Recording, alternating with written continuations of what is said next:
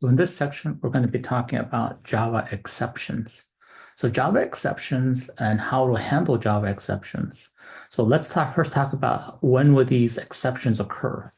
So an exception would occur when an unexpected error occurs when your program is running.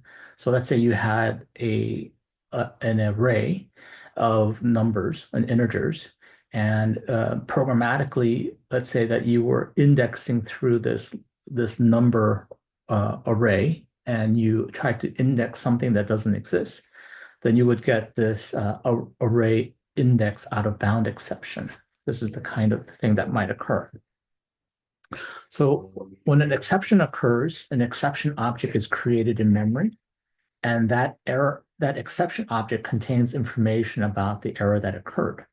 And the thread or process that creates that exception is going to throw that exception. So that's a concept that we should know, that it throws an exception, and then the programmer will hopefully build a system where it's going to catch that exception.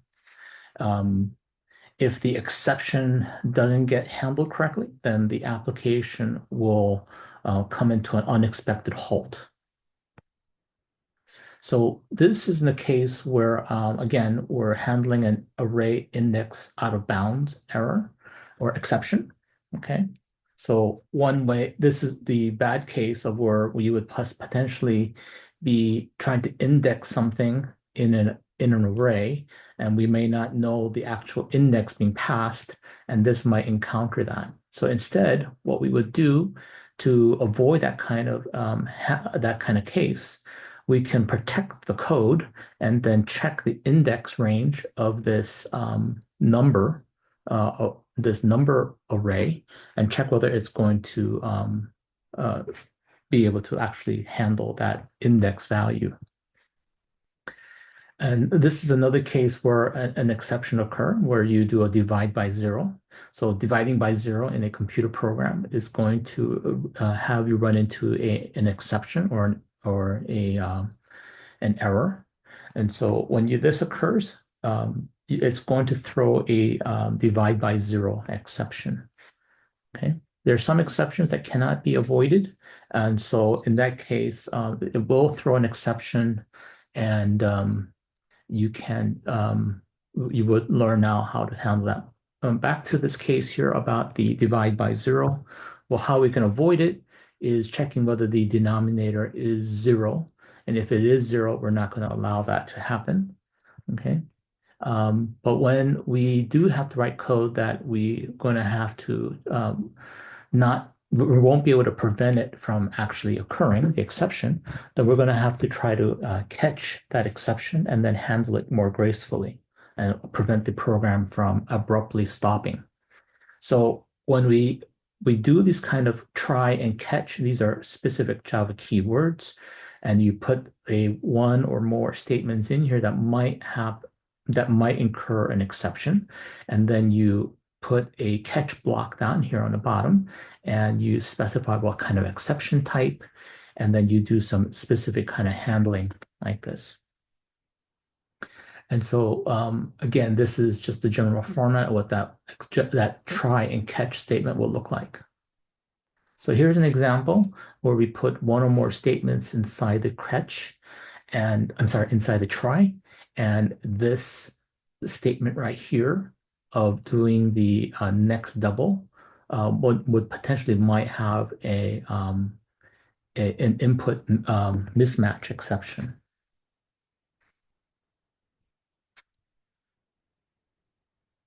So, but if you do run into, so how do we know what kind of exception might occur? So you can actually check the actual API that we're calling here on next double, and it will provide some documentation. Um, and so if it does provide documentation that this is the kind of exception that it throws, then we can handle it like this. But let's say that it throws an exception that we didn't anticipate. So what happens if it throws another kind of exception that we didn't do a catch for? What happens there? So what happens there is that the what happens there is that it's going to come to a different it's going to come out of this code here and continue. It's going to potentially continue here and then look for another possible code that's going to possibly handle it. But if there is no exception that gets thrown, then this last statement inside the try gets executed, and then execution continues after the last catch block here. So what happens if the exception does not get caught? So what happens when the exception does not get caught is that it's going to basically behave as if that try and catch didn't exist there. And so if there was another caller who called this code and they potentially did a try and catch, then that code might actually catch the exception. But if the call stack through the call stack, nobody actually catches that exception, then the application will have a abnormal halt. So there's more things about the actual exception class. There is going to talk about the different kinds of exceptions. So all exceptions are derived from this throwable class. And there is another data type in Java called error. So both error and exceptions are derived from throwable. And so this is what that exception, what the throwable object hierarchy looks like. So starting from the top object, and then there's a throwable, and then there's either an error or an exception, and then there's an runtime exception and everything that is under runtime exception. And then there's can be one or more, many other types of exceptions besides the IO exceptions here. So this dot, dot, dot means that there are many other types of exceptions that can happen, that exist. In general, there are two types of exceptions in Java. There are checked exceptions and unchecked exceptions. So checked exceptions means that if you don't actually handle it inside of your source code, the compiler won't actually let you um, continue coding. It will actually give you a syntax error or compile time error, and it won't let you continue writing the code, or the code won't let you compile. The other type of exception that could happen is where it's an unchecked exception, and you can actually continue writing the code, and it won't actually force you to write a try and catch around it, but it can occur. So like a divide by zero exception can occur, but is actually the compiler won't actually force you to write any kind of try and catch around it. So here you can see where the checked exceptions exist. So under runtime exception or error, these are the two categories of unchecked exceptions, but everything else other than these two are checked exceptions. Okay, so all exceptions that are not derived from error or runtime exceptions are checked exceptions.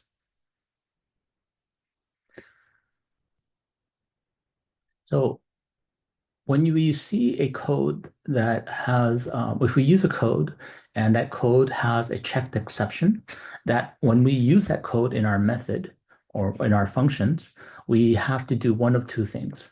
We either have to do a try and catch around it, or we have to do a throw in the method header. And that means that if the code incurs that exception, our code will immediately then throw that exception to the caller. If that exception occurs and we do a try and catch, then our code will handle the exception ourselves. So how are we going to do some exception prevention? So we are not required to check all exceptions, but we can also, so if we don't check the exception, then we can actually throw the exception to the caller. So we can either handle it ourselves, or we can do the throw clause and then have the caller take care of it. And so these are some of the more common types of exceptions that we can prevent before it actually occurs: divide by zero, index within an array, and making sure the file exists before opening, and so forth.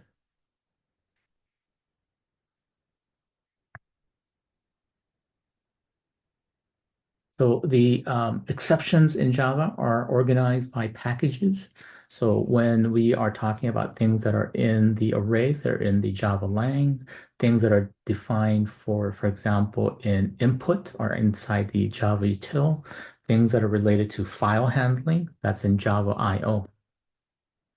So if to handle exception that's not in the Java lang, you will need to import the appropriate package into your code and like this to handle, I mean, to make use of that specific exception that is defined outside of the Java lang.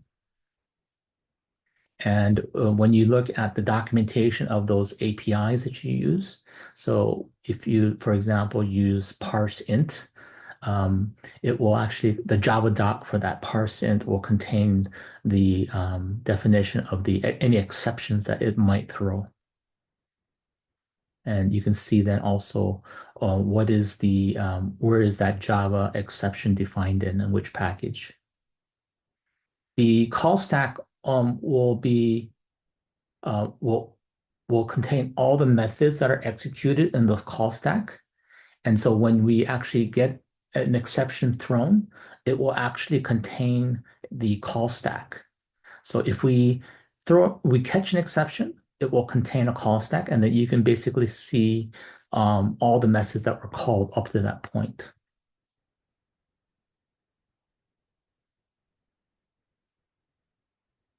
So in this case here, if we don't actually handle the exception and we put the throw into our method, then what's going to happen is in the call stack, it's going to look through the call stack and then look through the call stack to see which one of our callers has a try and catch of that specific exception type, and then let that caller handle that exception.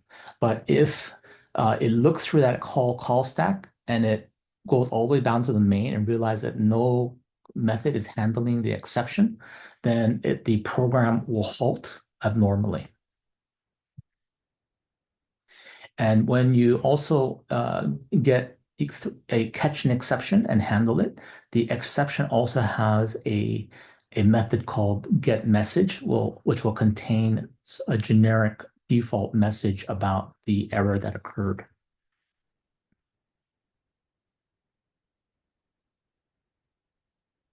In the scope of all the variables that are defined inside the try statement, all the variables that are declared within the the try block will only be available inside that try block.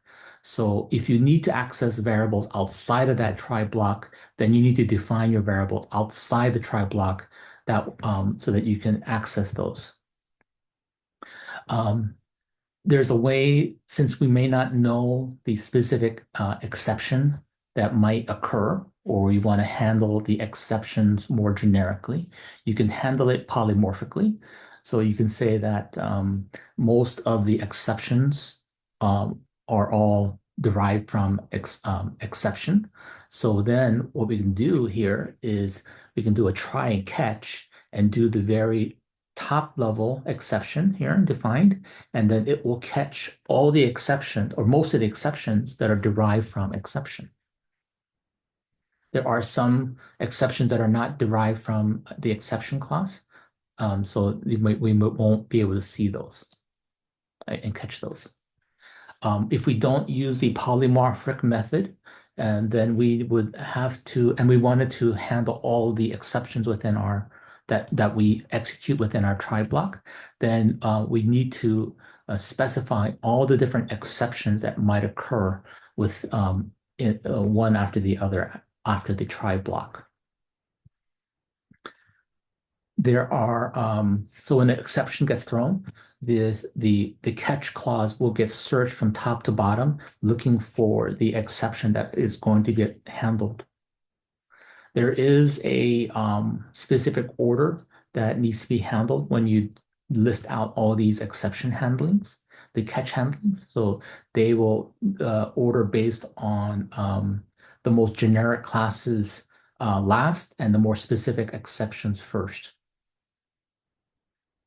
Um, in this case here, Okay, in this case here, you can, so this is another case of defining the multiple catches and having it in the right order. You cannot define the exception catch handling twice. They can only occur once. You can handle the exception, two different exception types within one catch by using this or operator in the or symbol here. The finally clause is a block of code that would get executed um, always when when everything inside of the try executes successfully and let's say that some exception occurs, then it will also call this finally, and this finally is optional. You don't have to do this here. But if you need to do any kind of cleanup or any kind of deallocation of resources, then you can do this in this finally block. But again, the finally block is optional. You can have one or more statements in that finally block. And typically what we use in there is to deallocate any kind of, let's say, releasing a file or closing up a file. There's another way to handle resources, and that's by using the try with resources statement. So when we try that here, inside of the try statement itself, inside of this parentheses, we put a declaration of all the auto-closable objects that we want to open up. Let's say that we open up a file. We can declare it here in the try portion. And then when this try block is finished, or when it completely ends outside of this try and catch, it will automatically deallocate any of these resources that are auto-closable. So like this, again, this is an example where you put the try, catch, finally, and we put, again, some auto-closable objects at the top. These are the more common exceptions that we might run into: the IO exception, file not found, end of file. And then this is an example of how we would open up and read a file. And if the file didn't exist, we would run into this exception. When we actually want to throw our exceptions ourselves, let's say that we write some code and we want to actually throw an exception ourselves, we can actually define our own exception, and then we can actually throw that exception ourselves. And so again, we need to use the throw keyword, and we also need to use new, and then we specify the actual object type that we are throwing. So either it could be a predefined one that is defined already, or we can define our own exceptions. So here, just a note about throwing exceptions, that if we create an exception and throw it, most of the time we should always only pass a string parameter into the exception that can be retrieved with the getMessage method. If you don't pass a string into the exception object when we construct it, then the getMessage method will return a null. Just a note, don't confuse throwing an exception with the throws clause. So the throw clause exists optionally within a method signature when the code that you're writing, you don't want to handle the exception handling, and you want to have the caller of your method handle it itself. So you would put that into your method signature. But when you're going to throw an exception, this is different than throws. So you can actually create your own exception by deriving from exception. And these are the kind of exception classes that we might have to handle, like when we have a negative balance, negative interest rate, and so forth. And when we write our Java doc for our code, we want to specify what kind of exception our code throws by using this kind of annotation. And this would then show up properly in our generated Java doc.